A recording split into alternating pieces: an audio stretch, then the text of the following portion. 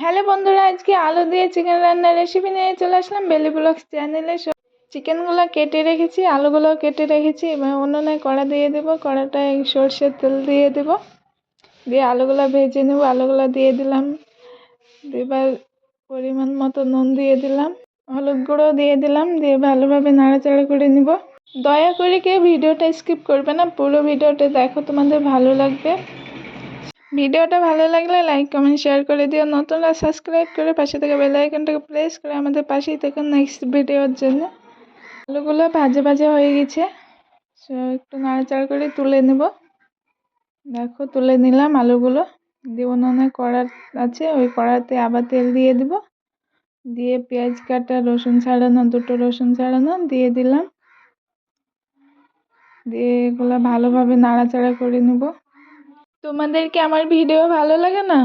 Please please একটা করে তো লাইক করতে পারো, প্লিজ লাইক করে দাও। ছোট চ্যানেল বলে তোমরা লাইক করো না, তাই না? তোমরা যদি না লাইক করো তাহলে বড় কি করে হবে?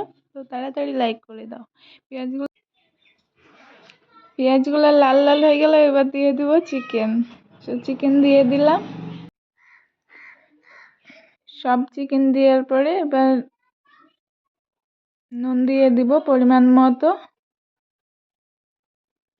নুন দিয়ে দিলাম পরিমাণ মতো, দিয়ে হলুদ গুঁড়ো দিয়ে দিব, হলুদ গুঁড়ো দিয়ে দিব, দেখো হলুদ গুঁড়ো দিয়ে দিলাম,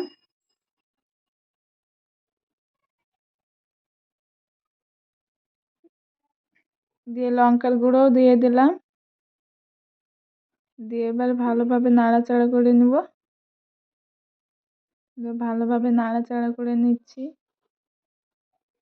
মাংসটা ভালোভাবে কষে নিতে হবে, পোলট্রির মাংস, সেই জন্য বেশি কষে নিতে হবে, নাহলে গ্যাস করবে। এবার দিয়ে দিব এলাচ আর গোলমরিচ আর কাঠ মশলা দিয়ে দিলাম, ছেঁচে রেখেছিলাম সেগুলো, তেজপাতাও দিয়ে দিয়েছি, দিয়ে ভালোভাবে নাড়াচাড়া করে নিচ্ছি, ভালো করে কষে নিতে। গ্যাস যেন না করে সেই জন্য ভালোভাবে কষে নিব।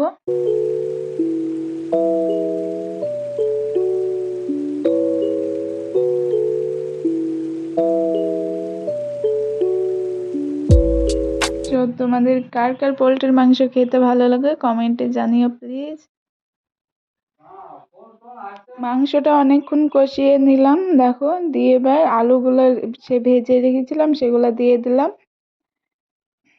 আলুগুলো দিয়ে দিলাম, দিয়ে এবার ভালোভাবে নাড়াচাড়া করে নেব।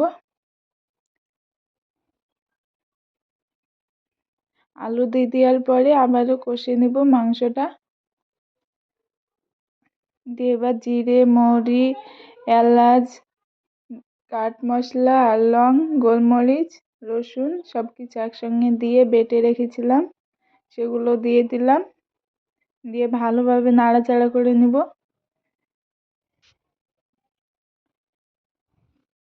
তোমরা এইভাবে পোলট্রির মাংস রান্না করে খেয়েও খুব খুব ভালো লাগবে।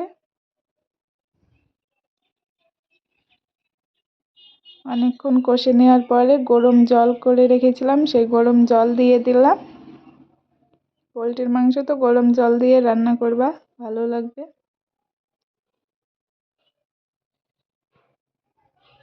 জল যতটা রাখবা ততটা জল দিবা, তার থেকে একটু বেশি, মানে ফুটবে তো, দিয়ে জলটা মরে যাবে, মানে শুকিয়ে যাবে।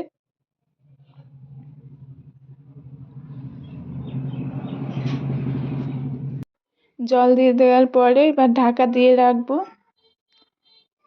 দিয়ে ঢাকা দেওয়ার পরে 5 মিনিট পরে ঢাকনাটা তুলে নিলাম, দিয়ে কালারটা দেখো কত সুন্দর এসেছে। এই মোবাইলটা কালারটা ভালো আসছে না, তবু এমনি অরিজিনাল অনেক সুন্দর কালার। আর দেখো মাংসটা হয়ে গেছে, নামিয়ে নিলাম। সো ভিডিওটা কার কার ভালো লাগলো কমেন্টে জানিও। ভিডিওটা ভালো লাগলে লাইক কমেন্ট শেয়ার করে দিও। নতুনরা সাবস্ক্রাইব করে পাশে থাকা বেল আইকনটাকে প্রেস করে আমাদের পাশেই দেখুন নেক্সট ভিডিওর জন্য। এইভাবে আলু দিয়ে চিকেন রান্না করবা, অসাধারণ রেসিপি, তোমরা অনেক অনেক খুশি হবা। ভিডিওটা এখানেই শেষ করলাম, সবাই ভালো থেকো, টাটা, বাই বাই।